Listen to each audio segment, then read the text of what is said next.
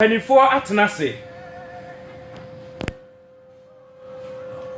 His Excellency in waiting John Clare, Nana Kodria, Logos ya Onkroma Mystic Man, Eja Kofi Omari, and Eja Eric, and also Agent Jim Fidieno. Awal Said, and also Eufia. Me asabe wotumi nka no Kofi Yesu asempakani matenemu a metintim city ano kopem se ye de mu nyina ebedru fia sundum no nkron na cha se ya park cars no na adwumadie wunim se eho ka edoso nti adwumakuo bi na afa ye ho ka wonso wetumi ATB wo be bia wo bia Divine Herbal and Natural Healing Clinic Minamino Mujadrosronko Amino Acid Ashimuma Angel Herbal Product Industry Limited and Edia Donko Bitasaba Sita Health Scientific Research Center Omonso Ewo Hatcho opposite supermarket bar stop King Solomon Spiritual Solution Temple Omonso Etaechi Kwasima Hong Kong Ockman Limited Ononede Anna Perfume Rice and Anna Oil Abba Power Specialist Herbal Clinic Omonso Etaechi Mina Book Services are GS Ajiatumunso Etaya Chibi. Wamunyina ena omakabom na omafadwumadie ya tuni dinya sehwe hoka se wonso ubenya bi etie. Enti brene konwa niama ekoso wo maso ye no ye betudwa na wonso watimi eni omadi nsa oso.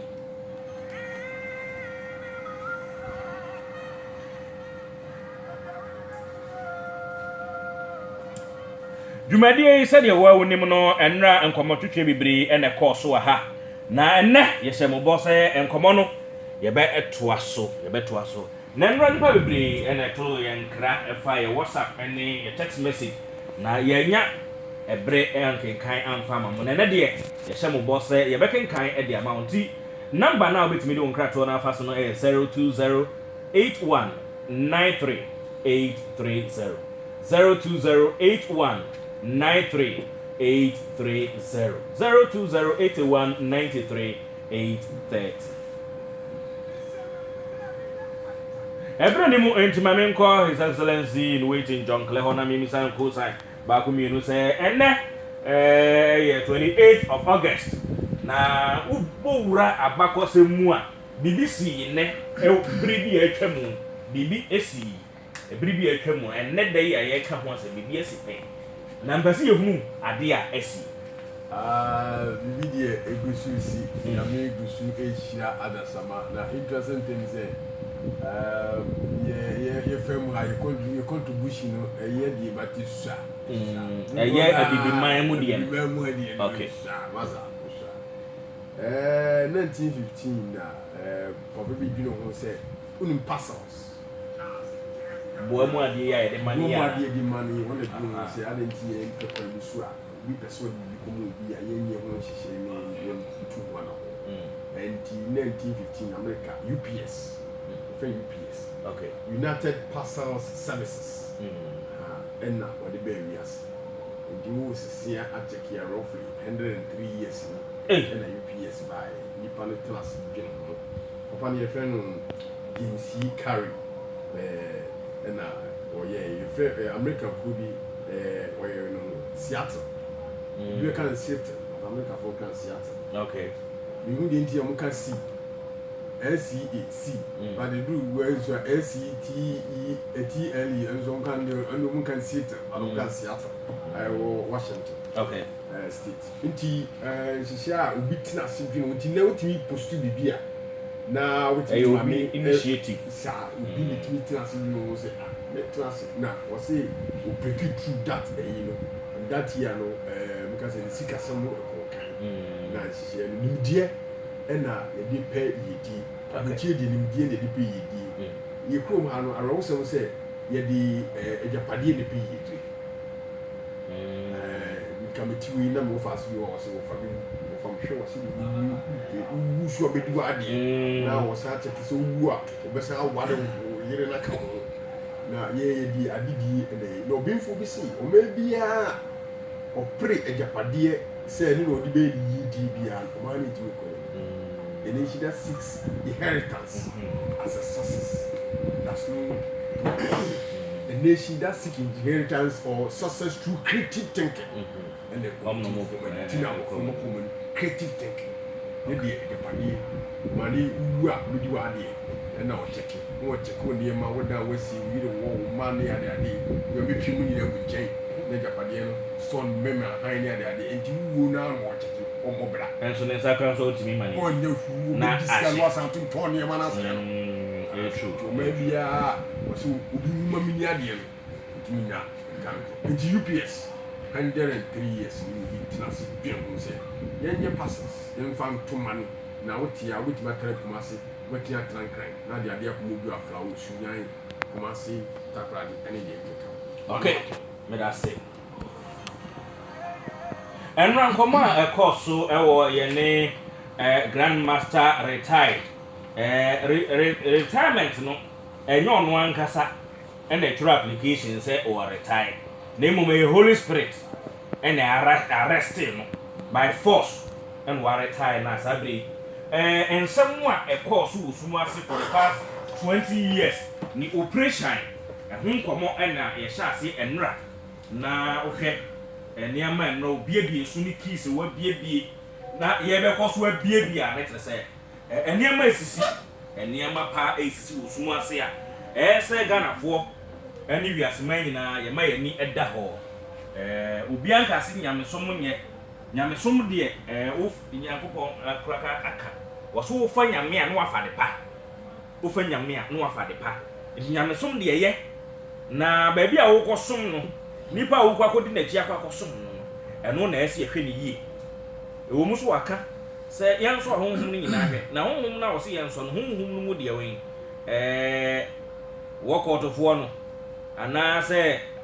one wa so bodua no eye opani ene ye ne eto enkoma twetwe so obechirichiri nsem mu bebie nsem so ne ahwe anamo eye say ogidi ni obetu ewo eye wabrabom ede asom nyame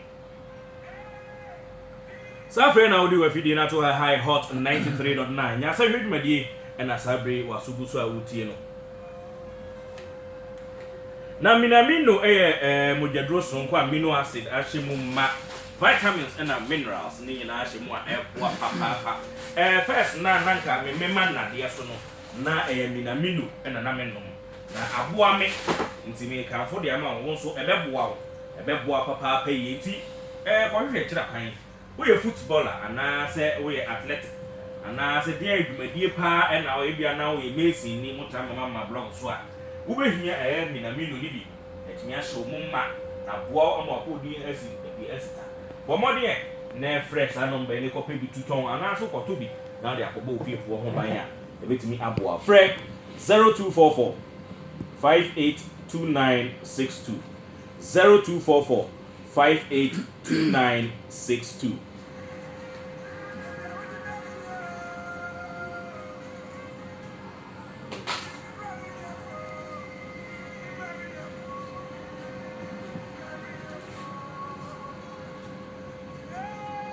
En kan no de na minim amate enese obeti obebisa opani bi ase no yesi watu kwa watie na echi okwa homidiem sa na nya homidiem na no okwa kohwe ne ho yare okwa kohwe ne ho yare ewo ebia UK South Africa United States of America ni Dubai ni India na ohwe cost ane wo mu a na ya hadin enti adwumakuo bi from Cita Health Scientific Research Center for say Dabi ye nhwe magana phone tu yesika nwu amanone na yenso yewe bibi dia man ho enti omo dia buruchira yare sabia abagana na die tie ni omo de omo nyusu abrofuduro na yare bi ti se eye ulcer diabetes high blood pressure stroke cancer mu ahodro autoimmune disease bi ti se autism sickle cell anemia prostate disorders Parkinson mental disorder and a tumor in the brain chronic kidney disease omo ayede omo to dialysis so no chronic fatigue syndrome, infertility in both men and women, and HIV/AIDS. Ni na womo sa na de tie ni me so omu nyusu abrofuduro omu nyusu technology bi omu nyusu bi to say nanotechnology, stem cell technology, regeneration technology, and a plasma technology. Omu wi a no mo de physiotherapy atato wo mo be miemia odom penimu na mo de organic medicine awo no menua within 24 hours na ugina na so ti ade a ebro adwene ntiase so ankrofo akọkọ na dansidi a wo mu die no me ato de bia na me say magic na so na nye magic nimdie em wo manya awatimi de eboa Ghana man omo ha to opposite supermarket bus stop na frahoma trufo na woni omo nya hyehyɛ na ebopini wo na omo hwe wa pom den ema wo 0240 667828 0240 667828 and 050 85 22 922 050 85 22 922 or 60 or the abrochiri aba Ghana.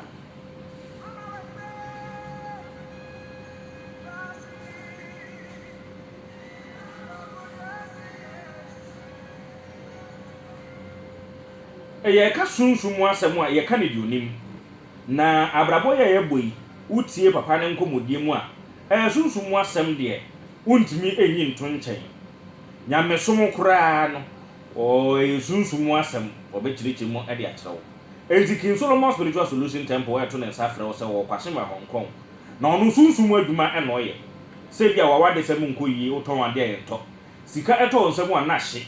ebia wo petumi de adwuma bi wo pe chairman law wo pe sika fudu obey ho akwankyerɛ de ama wana obi wo ho a wo se ma bi sutɔ ye ntɔ ade wo se bra ejapade bi ahunta wo se bra wo pe contract mo pre ho wo se fa wo pe bes ne bra obey akwankyerɛ no abompaye de agusu ebekoyi ama wo se bibia ye wo ha obia to anamo ne bra ye kwahye ma Hong Kong ɛhɔ ɛna obɛfrɛ ono a ne nana tumi a ɔde ama no no na wɔde ayo ho adwuma utie di na King Solomon no abene papa yi nti ono ye ne nana nka so a sabre wo bepie mu wo Ghana ha wo kwahye ma Hong Kong wo se frɛ no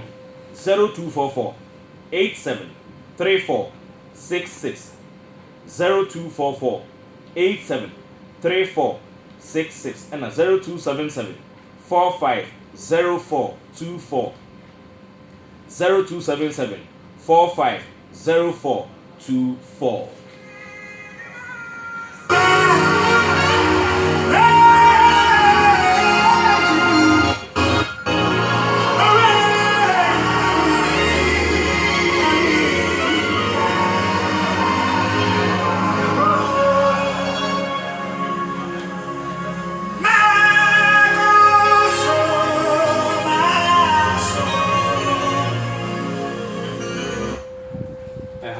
Hot 93.9 Obian Fre Obia or the Frubi, no nonsense Frubi, say Jumadiano, and some poro APP so no, one shall say Hot 93.9. Yasa Higmedi, and Nasabre, Oti and Cano. Na yenche, ya corner second command for Jano, into no a brasso, say and Comoa and Ra, Yasas, no, ya didn't to us or Ebebro. Na answer no, Yabeman Paibo, Akoso. Enti yabetu yensa frɛ Prophet Elijah a ono na da Kokomimli Street Revival Capernaum Ministry International no wono ene da no na wode mpaibɔ abi dwumadie no ano de amaye Prophet me da say host nyame hira ya hira ina na me bɔ mpae edwudwum nation ya adagye no esua na yɛ hwede nyame ɛbɛyɛ ne na me fa empire boy free Revelation chapter 2 verse 2 or say I know thy works and thy labor and thy patience and how thou cannot bear them which are evil and thou hast tried them which say they are apostles and are not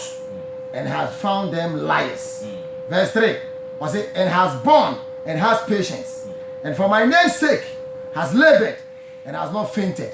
Already that was said in you Hot FM ha 93.9. Yeah, fenti. Ya kuma be agenda gina ema wasem. Omo magu animu ase ahwe wadwuma ahwe ase no. Ene ye hia wa ase we ma yetumi dia hoden. Ene nimdie ye be ye omoto. Because we have found them to be false apostles. Shirayen namayen tumi ya ye be kasa. Ye brawo nyina ase. Omo be soro wa poase. Ewiamfo ene tumidie ye blow asiri se wona ase enti urade ma utumi no hoden Sacre ni pa kene. No mo mutie na mo nye hira. Yo yare fa saka no. Yo nya oje fa saka no. Yo di odifo bi a oye true odifo. And our pastor be oye force echi no. And them one na echi no nwane ntua enkwaje. The that was his way say no of vice Christ to dem ne bon pai. Amen. Amen.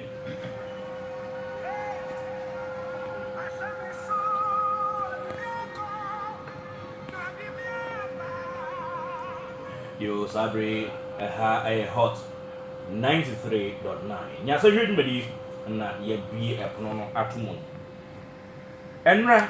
etiefo be kai a ye ne eyo pani prophet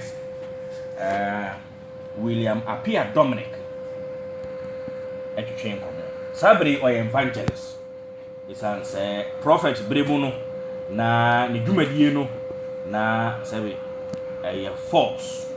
Ono agi atum se na mfata nyame adwuma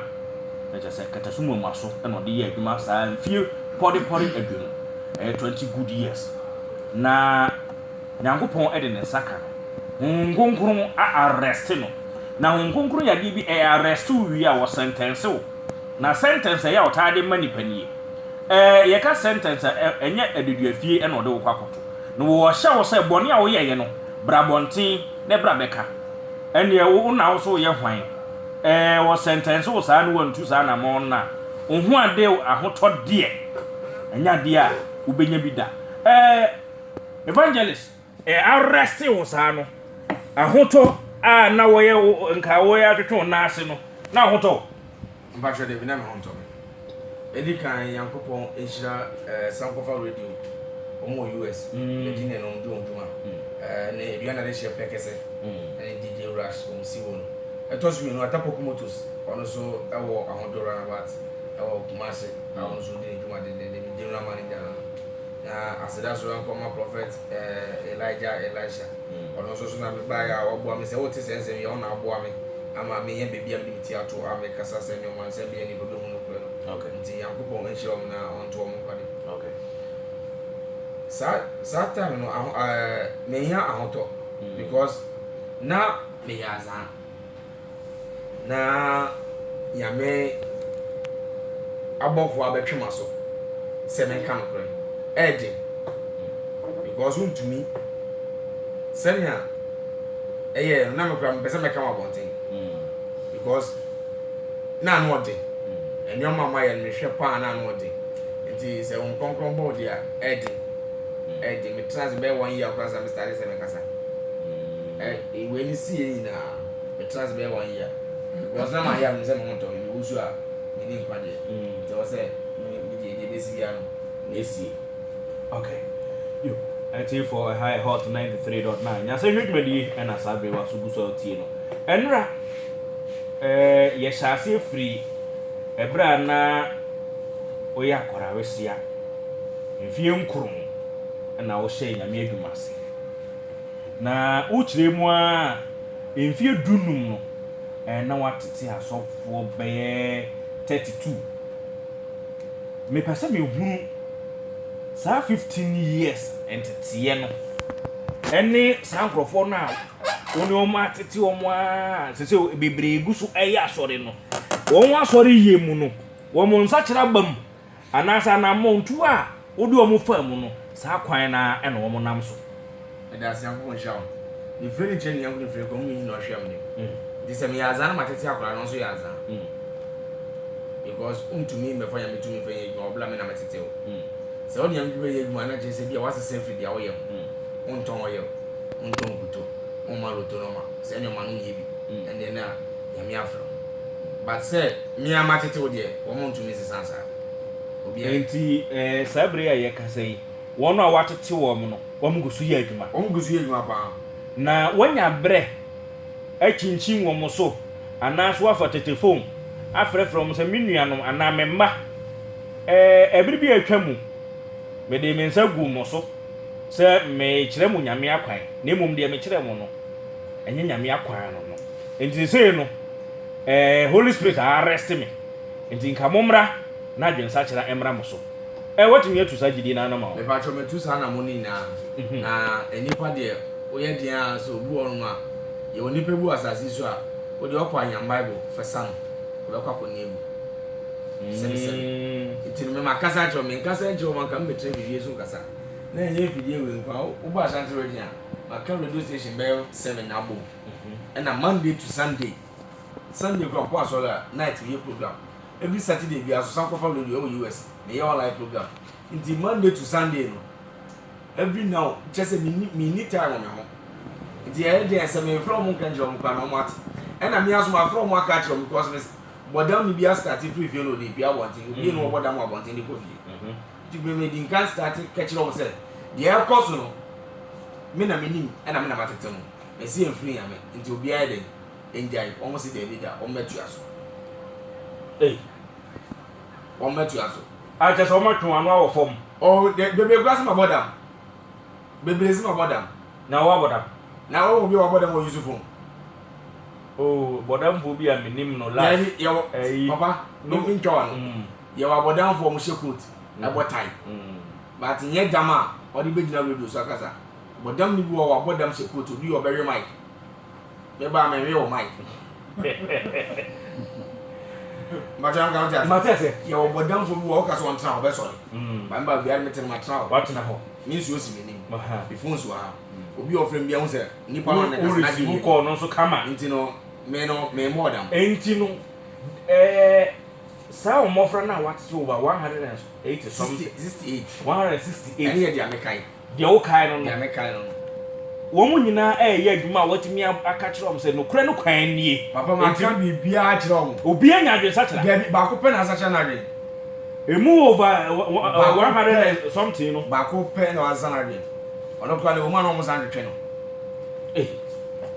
ba ko pe ono kwa le o ma no mo sa adwe no jo enra nkomo twetwe ne ebaya beduru bra eye wo master wutwifa ne so ete se wasakira wadwen na opa mu aka no kore wa bonten mo no numaduro wi na nka ono nso apamfo na ono ye adwuma na ono nso nimu to o mosafiro se nka brayie na se na nso nyame bi owani e ma hu se da bi ukwa oye ni bi bitimi ato ama wanko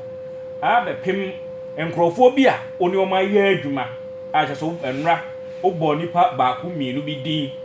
ene no sa nipa ni de omudi ewo ho a omo record ni ade enso yenya bi ana no payi a ye de agu archives yento aso emfamfiri ho that's jumadie na wadi ekopem saa bre no a mutimi eyi ensenkyere ne ewa sori dem te se obi wo ho a na yeso wo two saa ensenkyere ne ye akwa sori dem no se na eya mo hyehye no nti nipa e bia wo tie yi se bia o hwe TV bi na bibi sa ekoso a die na odi behunu adi adanse ese ade we ekoso yi die na evangelist Dominic ka ho asemi nti mentwe me ho emfiri ho me da asia ko mo shira enti se o kasa ebi wo no ma o mutie obi so wo no ma wa na adwen se on dia o ka bi no wo no ma obede obetie ye woni pe bi asasi so a wo ayo ma adwen se dia wo ka no nte ye asori bi a obekọ Ghana ha na ye ton no jai every ame oso de ma yan kwa ye fa makwa mbajo tie mi ye o de ma yan kwa ye fa makwa wan kase o de ma yan ton nti asori bi a obekọ Ghana na ye ton enkuto ton bana ye ton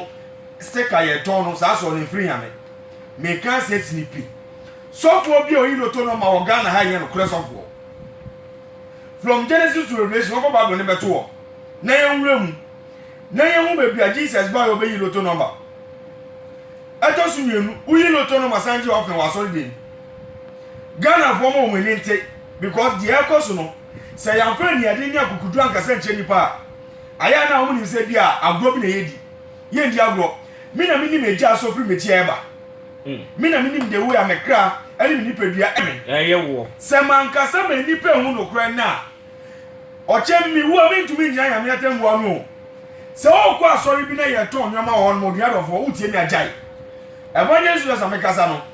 o koto ye yellow green blue mi wi na betu da en frame so pa kwanche ba frame se o pa kwaje e kwa bo so betu nya ko oso ahimemu dia America no obi ama nani na wo me be here the mark of beast in rank 9 me 10 years na me pani wu ye pani no wu ye no e ba no se me ka me no asem se boni se na medi eye di ya me boni di nti e wo se o ye dey onu meduro no wu wo mo fa bibia se nkomo e dey wo mbe ma pani no anase me ku eye bia na nkomo ekume na me no me na za me 10 years na me nya 10 years 2 months 1 week no na me ni so o se because ma tete nkola me ni mpelefo bebe na enti no me bu nipa ba me so nipa me be nya sa de na o musie papa ni wie ye no me be nya program bi ewo Achem Aprade me nya program wo Achem Aprade na me free papa na njan me kokro bi ye flower ewo tubu plus we ti won tubu plus o ateku me ko onu kokomande ma obi afi aponche ni se de be yiboa na eno kra no hwe picture na ohun se na me so asu ko tu eduro no me yi mo flable picture chewo en se bia ye ka asem na ye ka no ye ka di agro da bi me na me nim ne ye me na me nim ne ko so ni pediem adentina asofo ni bi sebe wo mu ton hia me waso de aso de ni gwa o nti se aban se obaje o tax awonje na nka me susu se sofo bi a obeye asori anase bi a obeye no se oye sofo a wo Ghana ha a wagidi na otonton no ma no mo from picture dey